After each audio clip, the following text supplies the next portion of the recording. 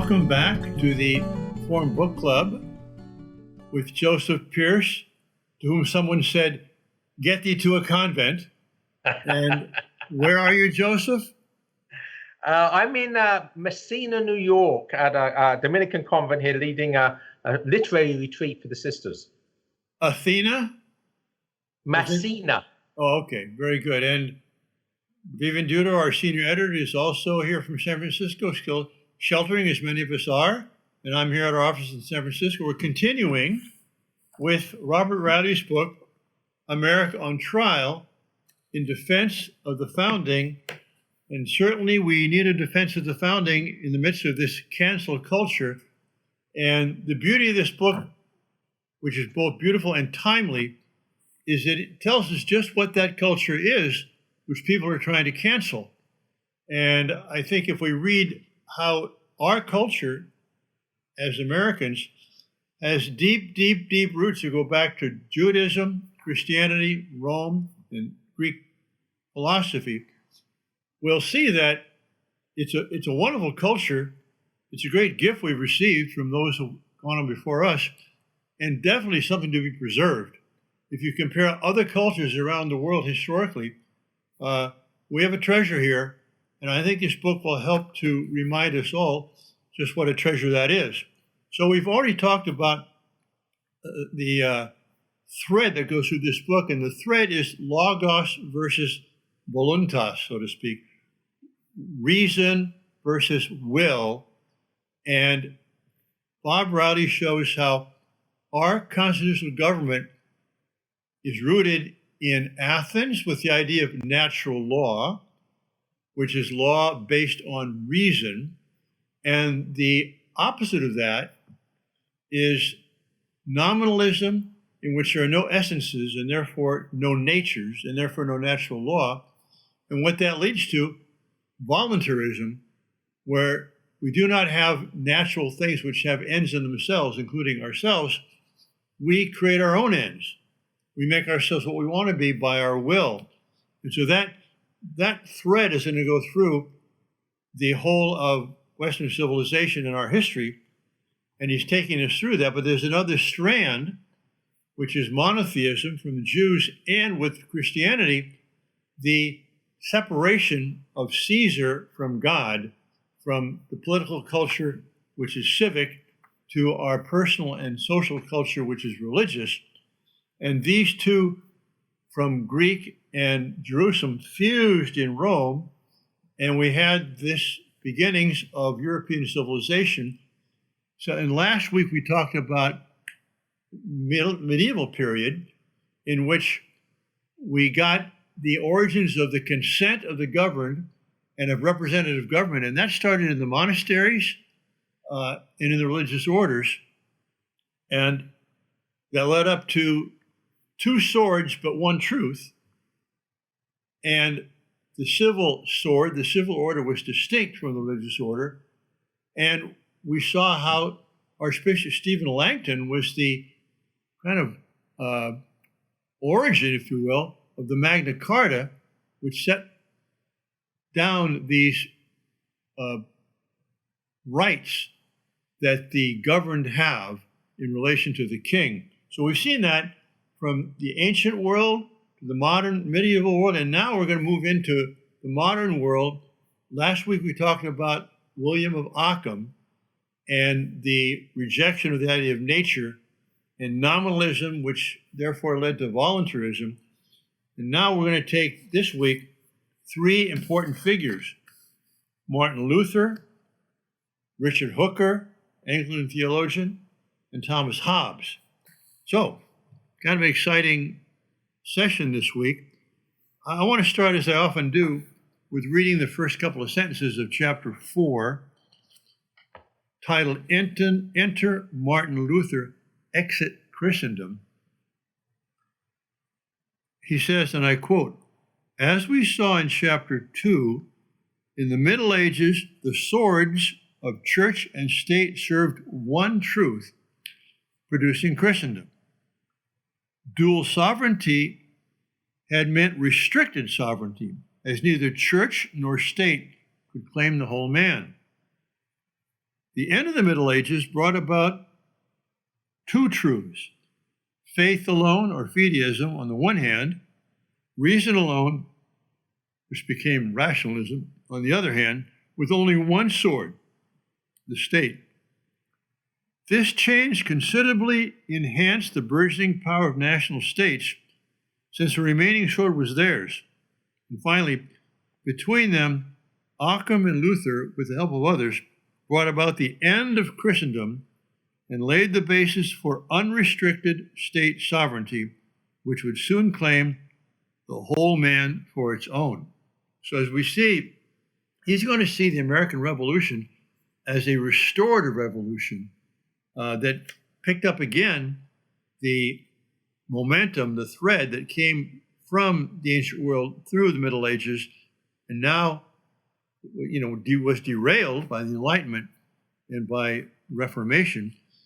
And now this revolution is going to restore nature and nature's God. By the way, I'm sorry, interrupt me if I get going too much here, but the title is called America on Trial. And although Bob Riley is not a lawyer,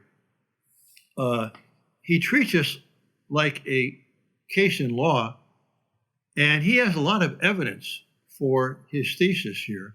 And people can disagree with him in part or in whole, but he has so many citations of the key figures here that support his thesis. It's pretty persuasive, I find. Dixie, I've spoken. Well, I have 130 as my first highlighted passage. Well, just briefly on 128, a very brief sentence here, the bottom of the page. The problem with Luther is not that he was a Protestant. After all, nearly all the American founders were Protestants, but that he was a nominalist and a voluntarist. That key comes in here. Go ahead, page 130, Joseph. Yes, I mean, the first thing that struck me, because this is an aspect of history I do not know. So under the subheading there, under Luther and nominalism, it says by the time of Martin Luther, so by the early 16th century, there was only one university in Germany that was not dominated by the nominalists. When we think about the modern academy, with it's being dominated by relativism, and obviously we've seen that nominalism is relativism de facto. So basically, this is nothing new, right? This war between authentic reason and the absence of reason, ultimately in relativism, goes back a long way. And then on the next few pages, it is actually something new, but what we're experiencing is not new. What's happening in Germany this time is relatively new, but right. What we're seeing in the 21st century is the same thing, and it's not new. Is that right? You meant that, right? I did mean that, except that obviously it's not new then if you're taking it as being the ideas of William of Ockham. So this is the early 16th century. Well, that's when Ockham true. was a couple hundred years earlier. So that's right. This debate had been germinating, gestating, we never say, for some time. But I didn't realize that basically nominalism had emerged. Although Germany, Germany's where a lot of these things begin, a lot of these bad ideas. But following a few pages, I won't quote them. I'll maybe request that our fellow readers do. The Bob Riley does come up with some excellent quotes from Luther, particularly showing Luther's contempt for Thomas Aquinas and his contempt for scholasticism generally. And the fact that, according to Dr. Colin Brown, Luther read Thomas through the eyes of others, especially those of Gabriel Biel, who was a nominalist. So he's only reading Aquinas through the eyes of nominalism. He's not actually engaging him objectively at all. He's engaging him through the eyes of prejudice. And here's a quote on the bottom of page 131. Thomas wrote a great deal of heresy and is responsible for the reign of Aristotle, the destroyer of godly doctrine. There we are. Oh, boy. Yeah, the iconoclast. Vivian, we haven't heard from you. Well, to build on what you've already begun, last time I mentioned that the chapter on the Middle Ages was the most illuminating for me because I learned so much about this understanding of man and his relation to authority had come to us from the Middle Ages. I didn't know a lot of it. I also learned a lot about Martin Luther I didn't know, because also in public school, we were taught that Protestantism was the thing that liberated man's freedom and individualism and everything from this oppressive Catholic Church, Roman Catholic Church, right? And what you learn in this chapter is really how extreme Luther was with his attack on reason, his attack on Aquinas, his attack on Aristotle. I mean, this is a real eye popper. On page 138, Luther declared that virtually the entire ethics of Aristotle is the worst enemy of grace. And when I think about when I first read the Nicomachean Ethics and was, felt like I had been just lifted into a whole nother realm of understanding, and then to hear Luther call it the enemy of grace. And Vivian, bottom of page 133, if you really want Luther to condemn himself, in the things of God, we must not hearken to reason. In fact, reason is contrary to faith. And then over the top of the next page, reason is directly opposed to faith, and one ought to let it be. In believers, it should be killed and buried. Right. So basically, Luther says we should kill and bury reason. Right. And I do give Riley a lot of credit for along the way putting the intentions of these men in the best possible light, including Occam, including Luther.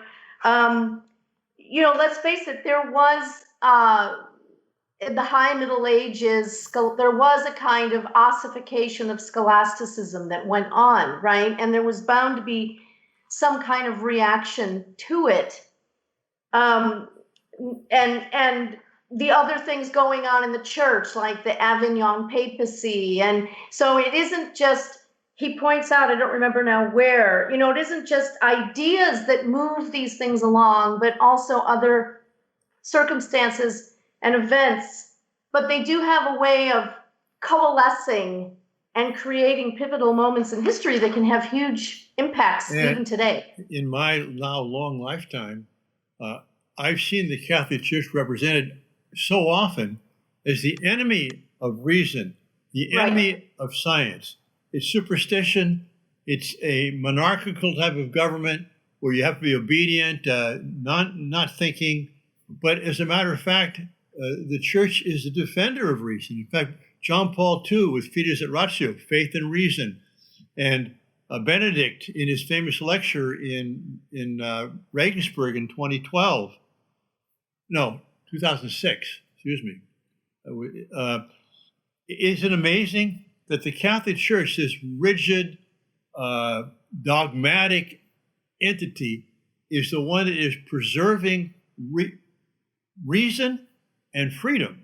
It's a beautiful thing. And as you say, Bob Riley gives these very, very condensed quotes that show how these men in history thought and what that thought led to. The ideas have consequences. Yeah, it's amazing.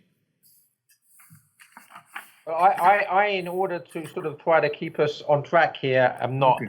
I've got nothing else until the next chapter, page 164. All right. But I'm actually, I did, before we get there, I would like to point out, as I said earlier, this understanding that far from freeing people from absolute rule, which is what we were taught in school about Luther and Protestantism and all the rest and the Enlightenment, that Luther's ideas actually ushered in absolute rule. And so one example of this on page 154, where he's quoting Christopher Dawson, the great Catholic historian, also convert,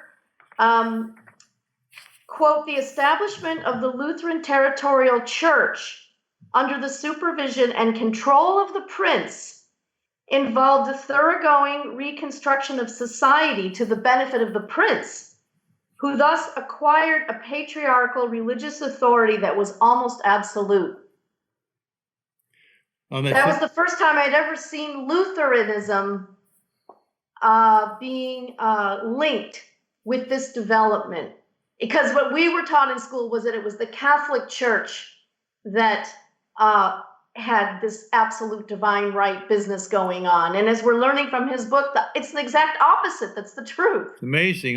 On that same page 155, just before the middle of the page, with the segregation of religious faith and the obliteration of natural law, the public arena was open not only to Luther's Christian prince, but to Machiavelli's amoral one. Also, notice in the past 10 or 20 years, there's been a lot more Catholics on the Supreme Court than Protestants. And Protestant presidents like Bush appointed Catholic jurists. Why so? It seems to be because good Protestants have the Bible as their primary source of all knowledge, and that they don't respect, by and large, natural law and reason by itself as being something you can rely upon. And so the Catholic Church has a well-developed natural law tradition in which jurisprudence can be interpreted on the basis of man's nature without referring specifically to God's divine revelation. So I think that, to me, that's one of the reasons why we find more Supreme Court justices, like we had Antonin Scalia and Clarence Thomas and Roberts now and Kavanaugh. They come from that tradition. Okay, Joseph, let's go to the next chapter. I think you're trying to get us moving here. Well, no, I'm just trying to keep us on track. Yeah, I mean, again, I'm so pleased there's a chapter on Richard Hooker. And clearly this was the reaction within the Anglican Church to the rise of Puritanism in England in the late 1600s. And Hooker was looking, what do you fight the de facto relativism of the Puritans with, or you fight it with traditional reason? And he rediscovers the scholastics and introduces or reintroduces scholasticism into the church in England, and really saves Anglicanism from just becoming a puritanical Protestant sect. I mean, for all the other issues involved with it, which we won't need to go to. So we have a lot to thank him for. And then the other connection he makes further on, page 169 onwards, is how many of the founders quoted Richard Hooker favorably. And this is why I think one of the great strengths of Robert Riley's book here is the way he does connect the two. Because on one level, this is intellectual history, right? It's just going through the history of Christendom and philosophical history, intellectual history. But he's always threading it into the primary thesis, which is where does the American founding fit into that intellectual history? So we see the importance of Richard Hooker in that bigger panoramic picture, but then he actually anchors it in the impact of Richard Hooker 200 years later almost on the founding fathers. And kind of the nexus here is John Locke, because I think everybody on every side of every issue who knows about the founding will cite John Locke as a fundamental thinker, But was Locke really, as Roddy says, Hobbes with a smiley face? Or was Locke really deeply rooted in the natural law tradition?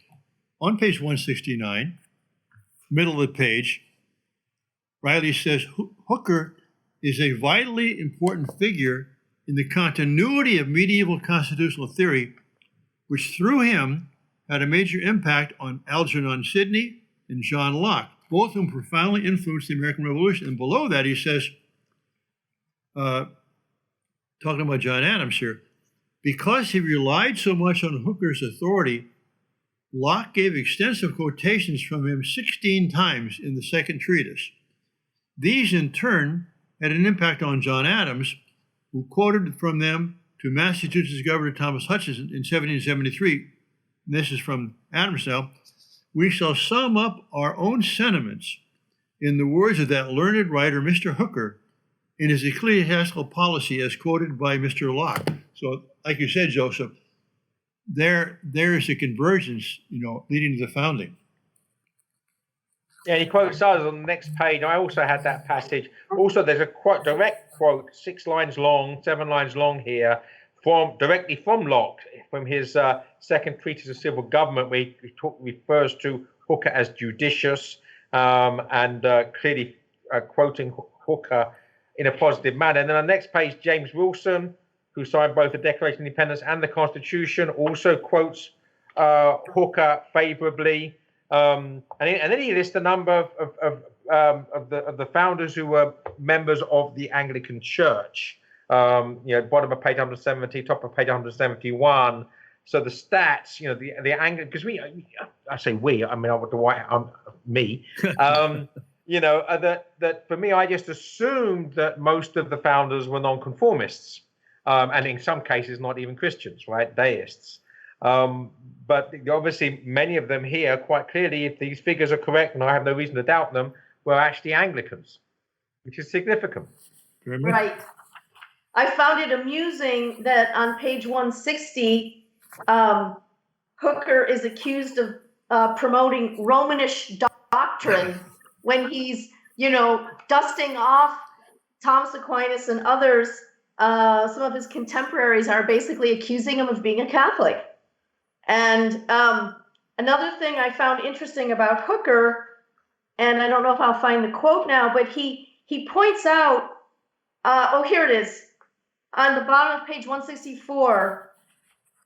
Since reason is available to all men, said Hooker, it is the only shared basis on which truth can be reached, even by those not possessed of revelation. Likewise, it is because reason is held in common that rational politics becomes possible in a commonwealth, a political community based on the recognition of the reason possessed by all men. So to me, as we're going to read next in Hobbes, here he is trying to prevent chaos and civil war and civil disorder, and thinks the way to do that is through absolute power on the part of the sovereign, and destroys reason to do that. And here Hooker is saying, no, the real basis of commonwealth and common feeling between men who may or may not share the same religious beliefs is what? Reason. Reason has got to be the foundation of a civil society. Anyway, it's interesting that men could draw such radically opposed conclusions, and we're still duking it out even now. And you can think about the fact that we might see Protestantism as kind of monolithic. It's not, of course, but the vast difference between Lutheranism and Anglicanism, between Luther and Henry VIII. I mean, Luther wanted to reject reason, the Whore of Babylon. Henry wanted to be his own pope. He didn't want to change. He was defensor fidei. There's no doctrine that was changed except the doctrine of the primacy of the pope. So it was in England which preserved this whole Aristotelian natural law, reason tradition, when it was lost by Luther and the Lutherans. Well, it was facing an existential threat in Puritanism, right? So sometimes it's not until an attack is mounted in such an extreme way that now it becomes clear you got to resist. Puritanism needed to be resisted with something, and Hooker found the key to do that. Well, let's move on to Thomas Hobbes, who certainly is the villain in this story, and I would say in his story. Page 172, again, Riley begins with telling us what he's going to do. Before dealing with the absolutism of the divine right of kings in the next chapter, we will look at the secular absolutism advanced by Thomas Hobbes. Hobbes is interesting to consider not because he is a link to the American founding, but because he is not. That's the key position he takes here. Right, because many critics of the founding claim that it's Hobbesian. Exactly. And what Riley is trying to demonstrate, by the time you get done with this chapter, it's pretty hard to believe that the founding is Hobbesian, right? Yeah, and I love the fact that bottom of page 172 there, the divine will presupposed to nothing but itself, presupposed to no divine reason in Occam, becomes the political will in Hobbes. So the divine will becomes the political will in Hobbes, Again, a will presupposed to nothing but itself. In a sense, the late medieval treatises on the divine will and the early modern treatments of the sovereign are the same treatise, except that we're not talking about God anymore, we're talking about the sovereign. Right. I mean, I don't see how Hobbes ever got the notoriety he did. I mean, I had to read him entirely a year or two ago for a seminar I was helping participate in. And he writes well, as many English people do. But I was underlining this and that. There's so much irrationality in Hobbes. I don't see anybody could swallow that. But I guess at the time, with civil war, religious civil war going on in England and elsewhere, Hobbes, who was a refugee in France, wanted at all costs to try and stop the fighting. And he thought we can only do that by having a strong man. And so we did. Right. I mean, one of the evils of war, and of course war, manifold evils, is its aftermath. In other words, that after a war, people try to find solutions so that there's not going to be another war, that often end up being as bad as the war itself. And obviously, you think the League of Nations and the Treaty of Versailles after World War I that paved the way for World War II. You think about the United Nations that was founded after World War II, which is supposed to secure the world from war, and now we're living with all that means in terms of globalism. So in order to, so we don't want that to happen again. Let's face it, war's horrible, and of course Hobbes is dealing with the English Civil War, right? And it was horrible. It led to the dictatorship of Cromwell. And so, how do you get some sort of sanity? How do you stop that happening again? So he took the path of least resistance. Well, let's have a dictator, right? Who's basically going to stop that from happening.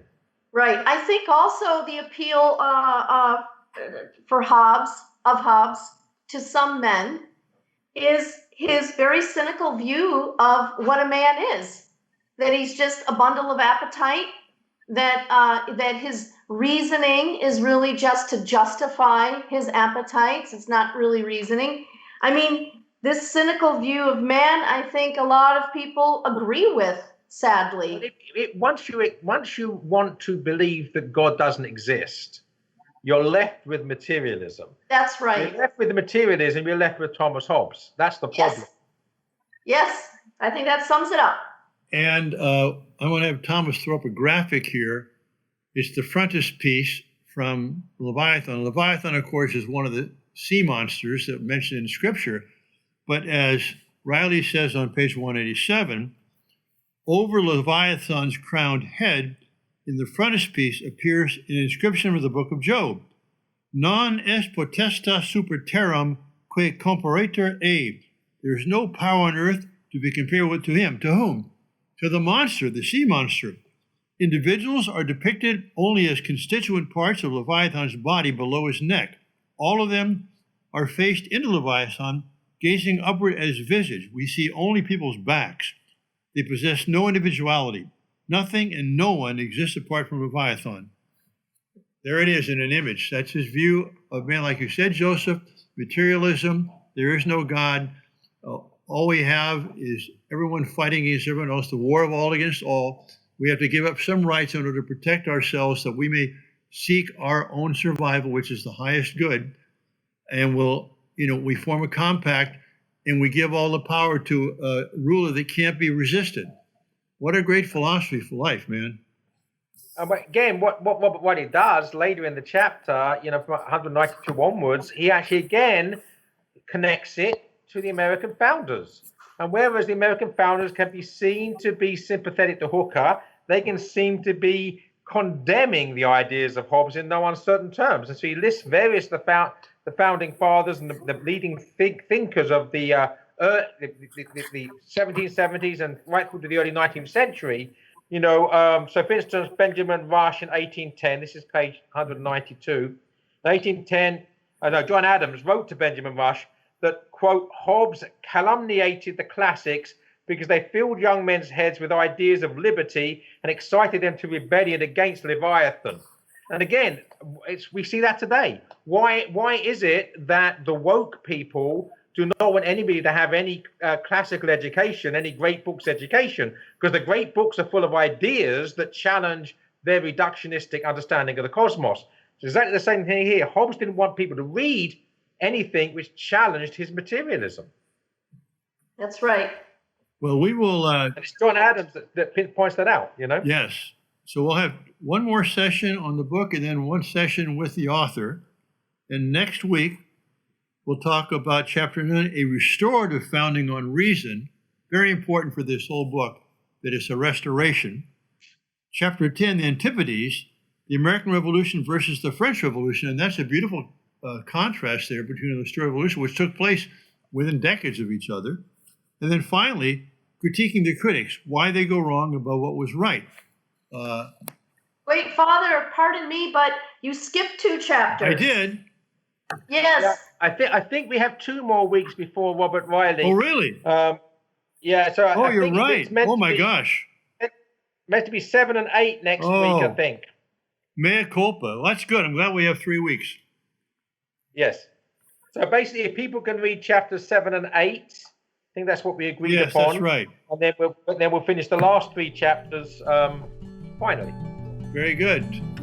Good. So thanks, everyone. And we'll see you next week for chapters 7 and 8. Not 8, 9, and 10, but 7 and 8. God bless you.